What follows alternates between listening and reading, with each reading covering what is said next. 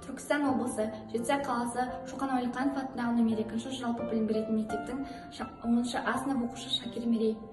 Солтүстік Қазақстан облысынан Ғабит Мүсіреповтің «Қазақ солдаты» атты кітабын аса құрметпен қабыл алдым.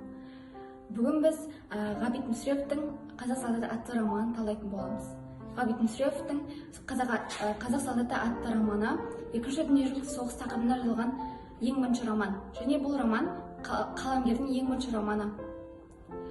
Бұл туындыда ең негізгі кейіпкер ол Қайрош Сарталиев, және оның үш нөмірдегі прототипі Қайырғали Смағұлов. Және оның одан жасы кішкентай болса да, Бураш есімді досы туған інідей болып кетеді. Бураштың да образы керемет сомдалған деп айта аламын. Себебі оның өнерге, әсем атаулыға деген құштарлығы қашқадай болатын.